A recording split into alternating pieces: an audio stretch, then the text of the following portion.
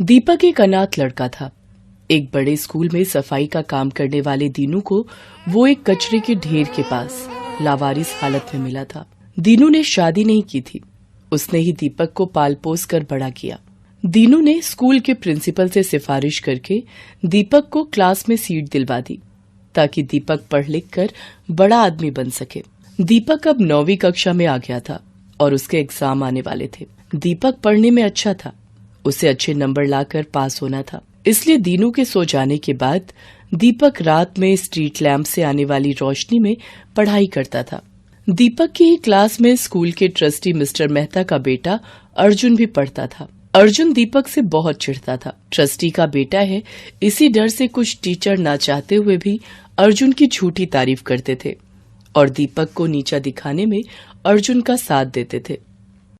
Sir बताइए, ये race किसने जीती है? आप तो अच्छे से जानते हैं ना विनर कौन है। हाँ दीपक, तुम इस रेस में हार चुके हो। अर्जुन तुमसे पहले ही उस लाइन में पहुंच गया था। देखा, मैं हमेशा जीतूंगा, मुझे कोई नहीं हरा सकता। दीपक मायूस होकर क्लास में आ जाता है। सर, कब तक हम अर्जुन से डरकर उसे झूठा विनर बनाते रहेंगे? मिस नैना, आप तो जानती हैं अर्जुन स्कूल के ट्रस्टी का बेटा है और प्रिंसिपल मैम ने हमें पहले ही ऑर्डर दिया हुआ है कि हमें अर्जुन के साथ बहुत अच्छे से पेश आना है, और फिर अगर हम ऐसा नहीं करेंगे तो हमारी नौकरी पर बात आ जाएगी। पर कब तक हम ये अत्याचार सहन करते रहेंगे? दीपक एक अनाथ गरीब स्टूडेंट है। दीनू काका ने उसे अपने बेटे की तरह पाल पोस कर बड़ा किया है और यहाँ पढ़ा रहे हैं ताकि दीपक बड़ा होकर अपने पैरों पर खड़ा हो सके। पर अर्जुन जैसे बच्चे दीपक जैसे होनहार बच्चों को आगे नहीं बढ़ने देते। फिलहाल तो हम कुछ नहीं कर सकते मिस नैना, हमें सब कुछ वक्त पर छोड़ देना चाहिए। एक दिन दूसरे स्कूल के टीचर प्रिंसिपल के साथ सब बच्चों को मिलने आए और वो दीपक की क्लास में गए। उन्होंने सब बच्चों से कंप्यूटर के कुछ सवाल पूछे, पर सबसे पहले दीपक ही हाथ खड़ा करता था। प्रिंसिपल ने दूसरे स्कूल के टीचर से कहा, अरे नहीं सर, इसे कोई उत्तर नहीं आता होगा। इसके घर तो कंप्यूटर ही नहीं है। ये हमारे स्कूल की सफाई कर्मचारी का बेटा है। उसने बहुत जिद की तो हमने इस अनाथ बच्चे पर मेहरबानी करके स्कूल में सीट दे दी। नहीं सर, मुझे सचमुच इस प्रश्न का उत्तर आता है, मैंने इसके बारे में पढ़ा है। सर, अर्जुन इस प्रश्न का उत्तर जानता है। अर्जुन, इस प्रश्न का उत्तर तुम दोगे। सर, मुझे इस प्रश्न का उत्तर नहीं आता, मैंने इसके बारे में नहीं पढ़ा। सर, मुझे पता है, क्या मैं उत्तर दूं? हाँ बेटा, तुम उत्तर दो। दीपक का उत्तर सही था। दूसरे स्कूल के टीचर के साथ साथ स्कूल के सभी बच्चे दीपक के लिए तालियां बजाते हैं। प्रिंसिपल सर बिल्कुल चुप थे। अर्जुन इस बात में अपना अपमान समझता है और दीपक से बदला लेने की योजना बनाता है। मुझे इस दीपक का कुछ करना ही होगा और मुझे पता है ये इस स्कूल से कैसे निकलेगा। दीपक की परीक्षा आने वाली थी। वो परीक्षा के लिए बहुत मेहनत कर रहा था। अर्जुन स्कूल के गार्ड को धमकाकर अगले दिन होने वाली परीक्षा का पेपर चुरा लेता है और दीपक के स्कूल बैग में रख देता है और जाकर प्रिंसिपल सर को भड़का देता है। आइए सर, मैंने अपनी आंखों से दीपक को कल होने वाले एग्जाम पेपर की चोरी करते देखा है। अगर आपको यकीन नहीं हो रहा तो आप गार्ड से भी पूछ सकते हैं। गार्ड से पूछने की जरूरत नहीं है, अभी हम दीपक का बैग चेक कर लेते हैं। अर्जुन तो पहले ही दीपक के बैग में एग्जाम के पेपर रख चुका था। दीपक के बैग में एग्जाम पेपर मिल जाता है। सर, मुझे नहीं पता ये पेपर मेरे बैग में कैसे आया, मैं इसके बारे में कुछ भी नहीं जानता, मेरा विश्वास कीजिए सर। जाकर दीनू को बुला कर लाओ। हमें इस दीपक जैसे स्टूडेंट को अपने स्कूल में एक सेकंड भी नहीं रखना। अगर ये इस स्कूल में रहा तो हमारे और भी बच्चे चोर बन सकते हैं। सर, मेरा दीपक चोरी नहीं कर सकता, ये ऐसा नहीं है, मेरा विश्वास कीजिए। बाबा, मैंने चोरी नहीं की, मुझे नहीं पता मेरे बैग में ये पेपर कहां से आया। मैं कुछ नहीं सुनूंगा। मैंने तुम पर तरस खाकर कि चलो अनाथ बच्चा पढ़ लिख जाएगा, इसलिए स्कूल में एडमिशन दिया, पर दीनू शायद इस बच्चे में संस्कार नहीं आ पाए। आखिर है तो अनाथ ही, और तुम भी तो मामूली सफाई वाले हो। हमें सब पता है ये गरीब बच्चे चोर ही बनते हैं। बड़े स्कूल में पढ़ने की इनकी औकात नहीं है। इसे ले जाओ यहां से, वरना मैं पुलिस को बुला लूंगा। दीनू रोता हुआ दीपक को ले जाने लगता है। अर्जुन अपनी मक्कारी पर बहुत खुश था। प्रिंसिपल अपने ऑफिस में आ जाते हैं। तभी वहां मिस नैना आती हैं। उनके साथ स्कूल के ट्रस्टी यानी कि अर्जुन के पिता भी ऑफिस में एंट्री करते हैं। सर, आपको पता भी है आपका बेटा अर्जुन अंधकार के रास्ते पर जा रहा है। आज उसने दीपक जैसे एक होनहार बच्चे पर चोरी का झूठा इल्जाम लगा दिया। मैं चाहती तो अर्जुन को चोरी करते समय भी रंगे हाथों पकड़ सकती थी, पर शायद ये छूट जाता, क्योंकि उसे घमंड है कि वो स्कूल के ट्रस्टी का बेटा है। मैंने उसे चोरी करते हुए सारी रिकॉर्डिंग अपने फोन में कर ली। ये देखिए मिस्टर मेहता, आपका बेटा स्कूल में एग्जाम पेपर चोरी कर रहा है। क्या आप चाहते हैं कि वो बुराई के रास्ते पर जाए और एक दिन आपका नाम मिट्टी में मिला दे? मैं चाहूं तो इस वीडियो को पूरे स्कूल में दिखा सकती हूँ, पर आप जानते हैं कि आपकी कितनी बदनामी होगी। आई एम सॉरी मिस नैना, मैं बिल्कुल नहीं जानता था कि मेरा बेटा मेरे नाम का इतना फायदा उठा रहा है। मुझे किसी ने कोई खबर नहीं दी। आप कृपया करके इस वीडियो को किसी को भी ना दिखाएं, नहीं तो मेरे बेटे का भविष्य खराब हो जाएगा। अर्जुन के पिता बहुत दुखी होते हैं। अर्जुन ऑफिस में आता है। वीडियो देखकर वो घबरा जाता है। पापा, मुझसे गलती हो गई। मैं सिर्फ दीपक से बदला लेना चाहता था। पापा, मुझे माफ कर दो। दीपक जैसे होनहार बच्चे पर चोरी का इल्जाम लगाते तुम्हें शर्म नहीं आई है? तुम्हें अपना बेटा कहते हुए मुझे सचमुच बहुत शर्मिंदगी महसूस हो रही है। मैं तुमसे अब कभी भी बात नहीं करूंगा। तुम जैसे चाहो अपनी लाइफ को जी सकते हो। अब तुम्हारी मम्मी और मैं तुमसे कोई मतलब नहीं रखेंगे। नहीं पापा, ऐसा मत करो। मैं आपसे और मम्मी से बहुत प्यार करता हूँ। मुझे माफ कर दो, मुझसे गलती हो गई। गलती तो हम सबसे हुई है। शायद अर्जुन के बिगड़ने में सबसे बड़ा हाथ मेरा है। हमने हमेशा अर्जुन को गलत करने में बढ़ावा दिया। पापा, मुझे बस एक बार माफ कर दो। अगर माफी मांगनी है तो मिस नैना और दीपक से मांगो, अब वही तुम्हें माफ कर सकते हैं।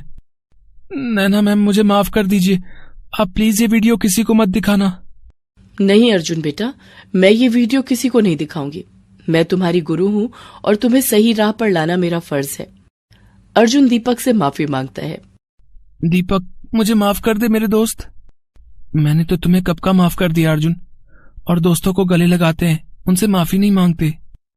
इतना कहते ही दीपक अर्जुन को गले से लगा लेता है। उन दोनों को आपस में गले लगता देख स्कूल का सारा स्टाफ और दीनू बहुत खुश होता है।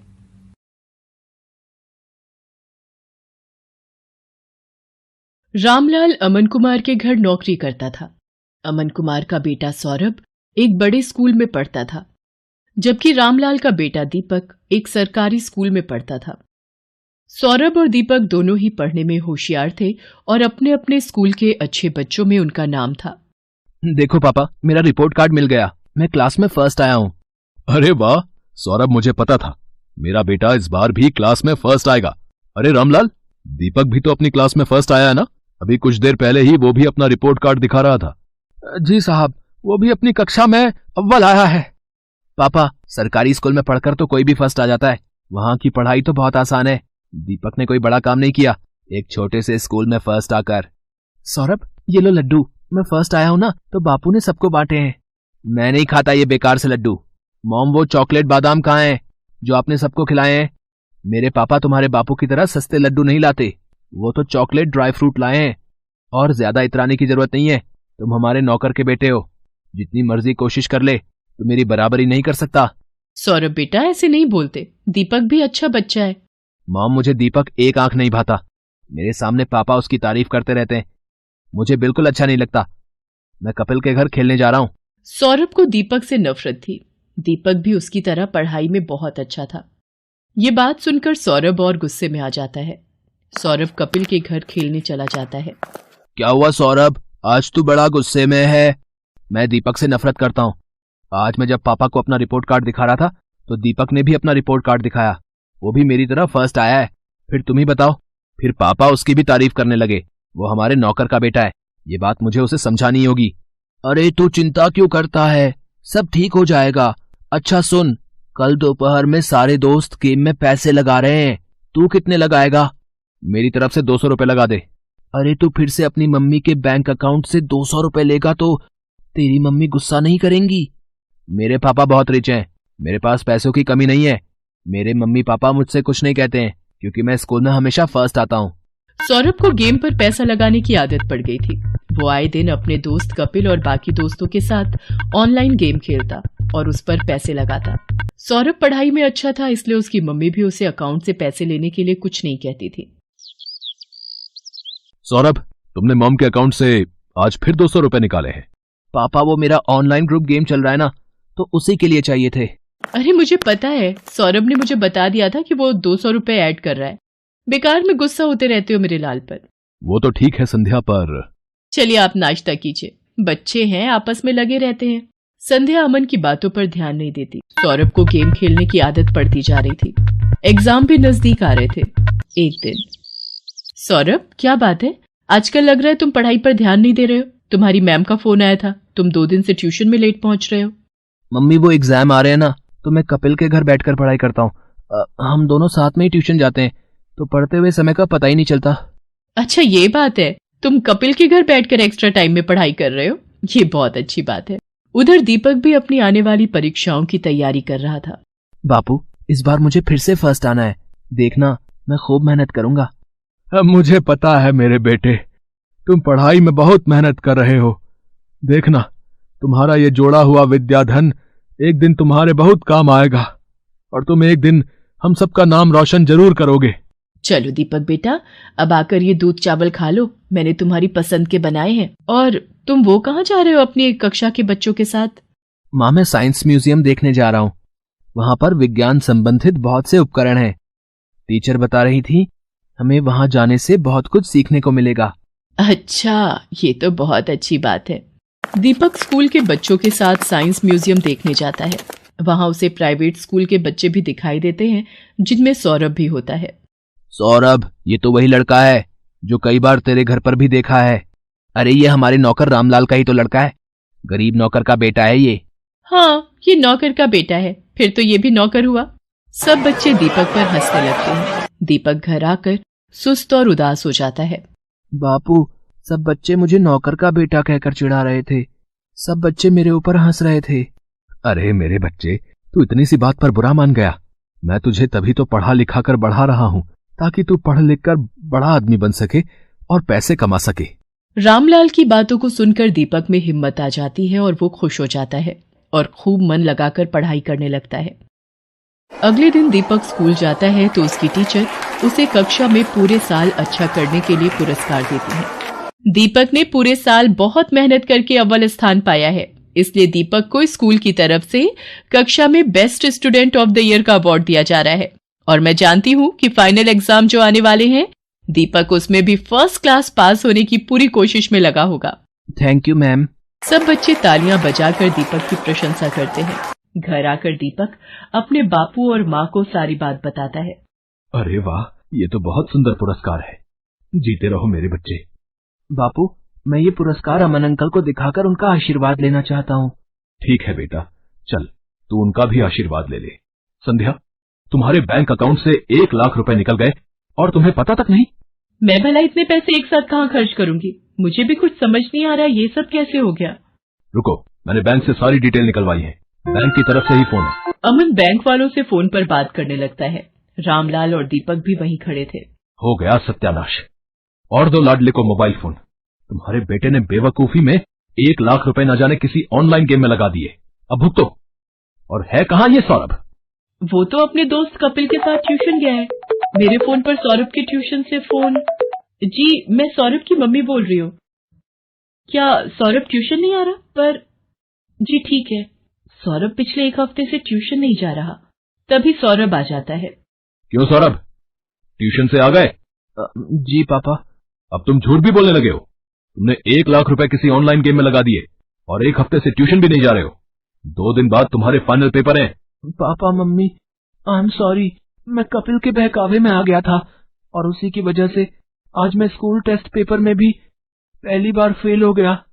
अरे रामलाल, तुम कब आए? और दीपक बेटा, ये तुम्हारे हाथ में क्या है? जी ये वो आज मुझे स्कूल में बेस्ट स्टूडेंट का अवार्ड मिला, तो आपका आशीर्वाद लेने आ गया। जीते रहो बेटा, खूब तरक्की करो। अमन दीपक को आशीर्वाद देकर चुपचाप अपने कमरे में चला जाता है। पापा क्या मैं अंदर आ सकता हूँ? मुझे अभी तुमसे कोई बात नहीं करनी सौरभ, अपने रूम में जाओ। मम्मी पापा मेरे से नाराज है, वो मेरे से बात नहीं कर रहे। सौरभ, अगर तुम्हें सच में अपनी गलती का एहसास है तो अपनी गलती को सुधारो, फिर तुम्हारे पापा का गुस्सा ठंडा हो जाएगा। मुझे पता है मम्मी, मुझे क्या करना है। सौरभ ने अब कपिल और उसके दोस्तों के साथ गेम खेलना बंद कर दिया और खूब मन लगाकर पढ़ने लगा। पर 2 दिन बाद उसका मैथ्स का पेपर था। उसने ट्यूशन की बहुत छुट्टियां ले ली थी और उसका कोर्स अभी बहुत बाकी रह गया था। मम्मी मेरा बहुत सारा सिलेबस अभी रिवीजन के लिए बाकी है, मैं कैसे कर पाऊंगा? कुछ सवाल तो मुझे समझ भी नहीं आ रहे। सौरभ, तुम एक काम क्यों नहीं करते? दीपक की मैथ्स बहुत अच्छी है, उसके मार्क्स भी बहुत अच्छे आते हैं और मैंने सुना है अब तो सरकारी स्कूल की पढ़ाई भी बहुत अच्छी हो गई है और प्राइवेट स्कूल की किताबें और सरकारी स्कूल की किताबें एक जैसे कोर्स की पढ़ाई जाती हैं। मम्मी, क्या दीपक मेरी मदद करेगा? मैंने हमेशा उसके साथ गलत व्यवहार किया है। कोई बात नहीं, पर अब तुम्हें अपनी गलती का एहसास है, ये बहुत बड़ी बात है। रामलाल, दीपक को जरा बुला लाओ, सौरभ को मैथ्स में उसकी सहायता चाहिए। हाँ हाँ मालकिन, मैं अभी बुला लाता हूँ। सौरभ दीपक की सहायता से मैथ्स के पेपर की तैयारी करता है और बाकी सभी विषयों में भी सौरभ अब दीपक के साथ ही पढ़ने लगा। सौरभ भी दीपक की तरह अपने स्कूल में फर्स्ट आता है। सौरभ, तुम्हारा रिजल्ट देखकर मैं आज बहुत खुश हूँ। पापा, ये सब दीपक की वजह से ही हुआ है। इसने मेरी एग्जाम के दिनों में बहुत हेल्प की। थैंक यू दीपक। रामलाल, तुम्हारा बेटा दीपक बहुत होनहार है। देखना ये एक दिन जरूर बड़ा आदमी बनेगा। अमन अंकल, एक दिन मैं भी आपकी तरह ही बड़ा बिजनेसमैन बनूंगा। दीपक की बातों को सुनकर रामलाल की आंखों में खुशी के आंसू आ जाते हैं और वो दीपक को गले से लगा लेता है। Best buddies. Hello friends, thanks for watching this video. अगर आपको ये वीडियो पसंद आया है तो प्लीज लाइक, सब्सक्राइब, कमेंट्स करें इस वीडियो पर और हाँ, शेयर करना भी ना भूलें। और भी मजेदार वीडियो देखने के लिए नीचे दिए गए बेल आइकॉन को दबाएं। देखते रहिए बेस्ट बडीज।